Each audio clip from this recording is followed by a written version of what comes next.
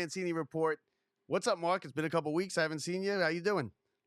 Yeah, we've been on assignment, man. That's the thing. We can't let this show go on assignment, man. They're craving for this, man. This People were is, telling me, where's Mark? eat, sleep, repeat, man. It's like the Brock Lesnar thing, man. You got Now, to just keep getting. You can't get enough of us.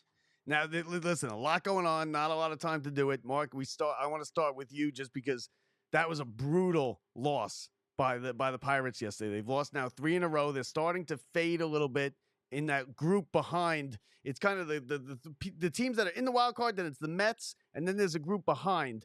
When the Pirates are now a part of that group, they blew a lead. They came back, then they blew a lead in the 10th.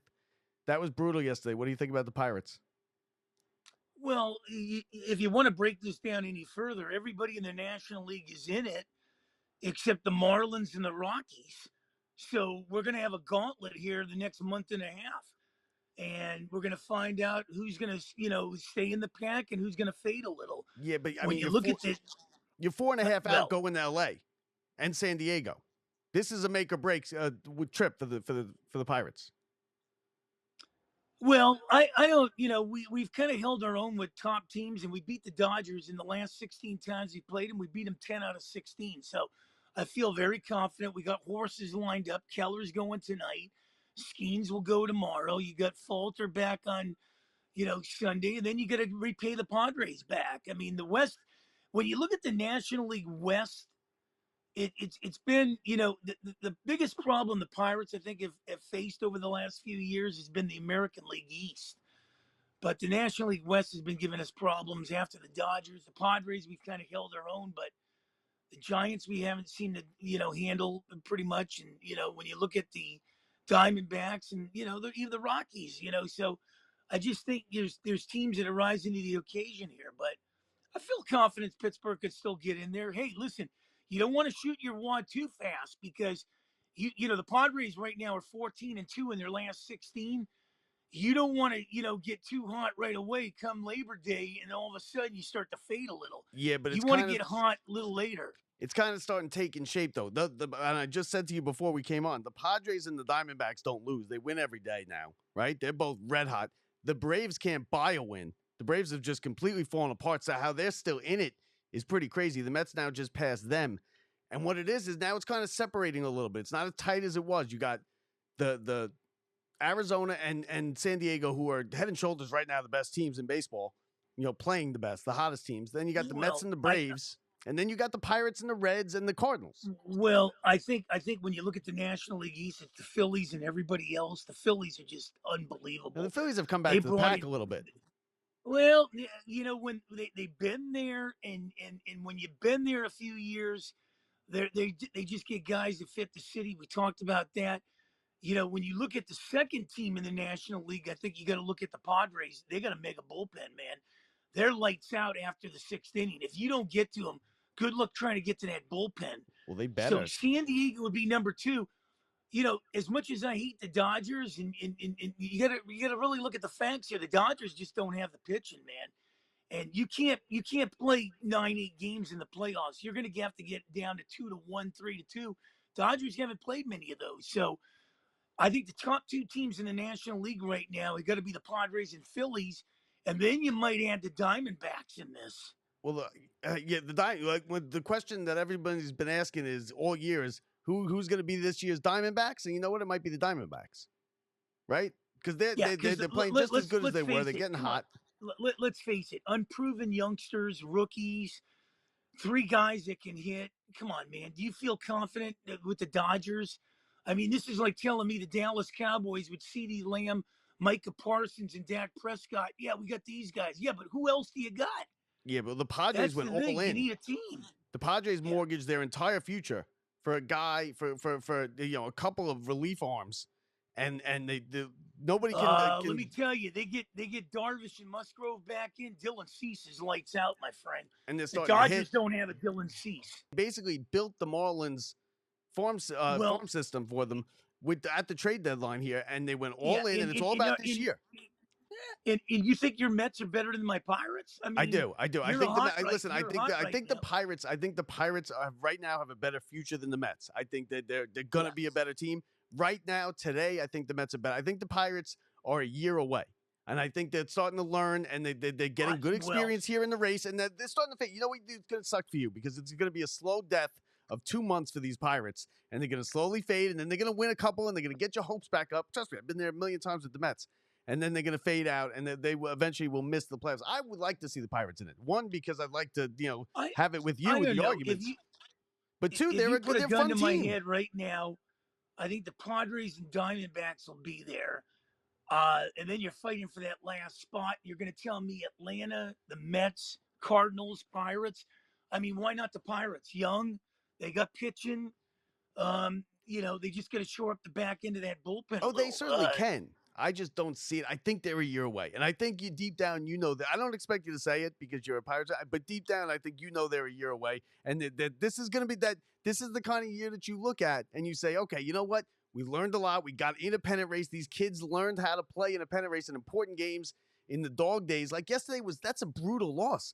You came back in late innings, and then you just gave it right back again. And then you got a run in the bottom of the 10th. Well, last year, and you came up short.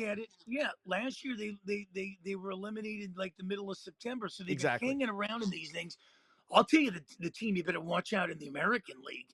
Everybody looks at these top teams. You better keep your eyes on the Kansas City Royals. Yeah, the Royals are not bad. I think the Orioles and Yankees too. They might be another team that might be a year out.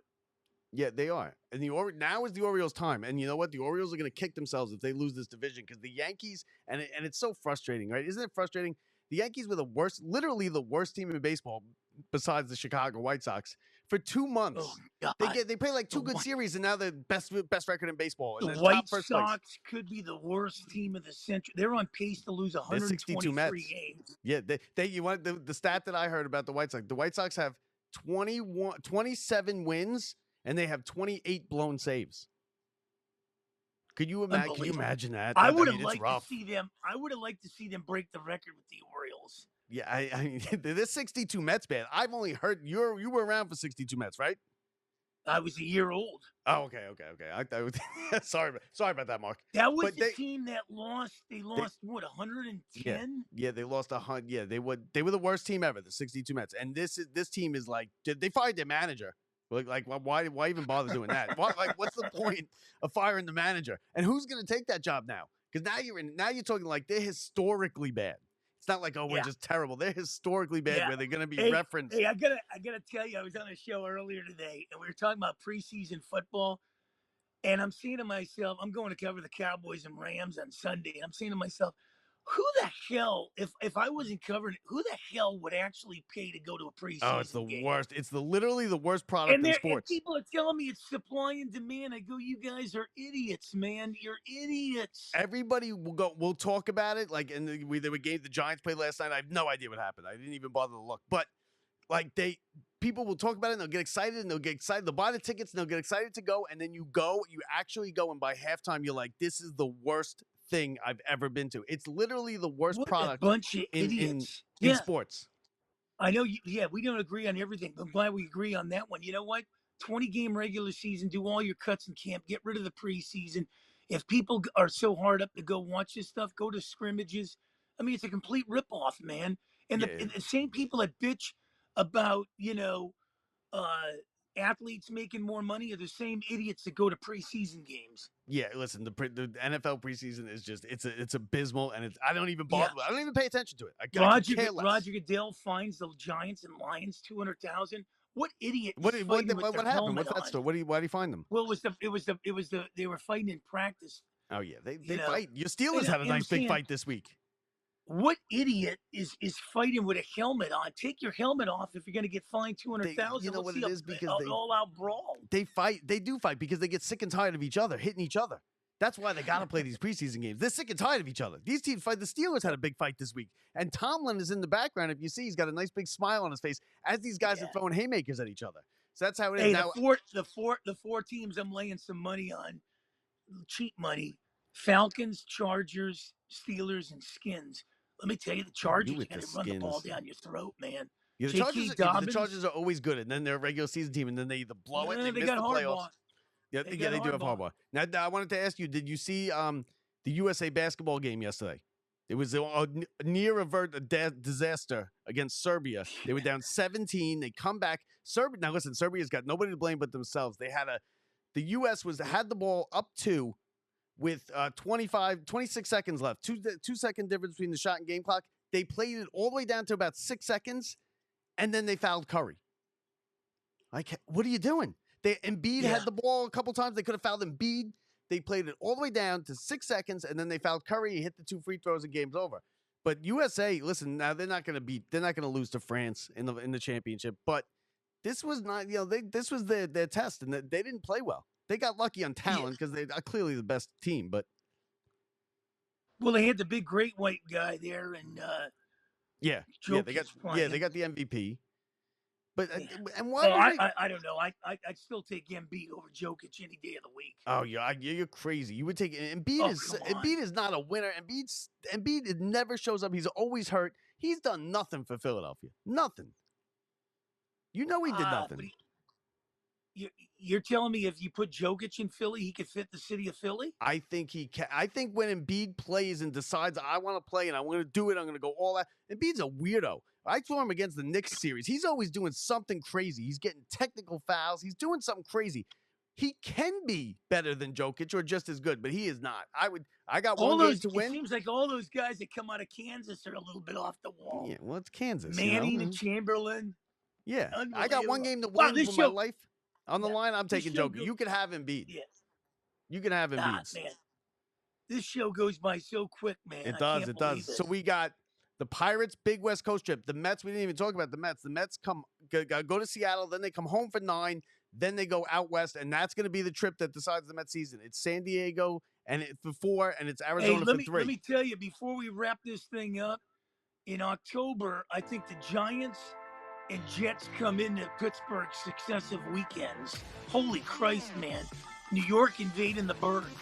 Enjoy the Dallas Rams game, Mark. Yeah, I love you, brother. All right, his name is Mark Mancini. He'll be covering Dallas and Rams games, so if you want to see him there, that's where he'll be. I'm Bob Walters. We'll talk to you next Friday, Mark.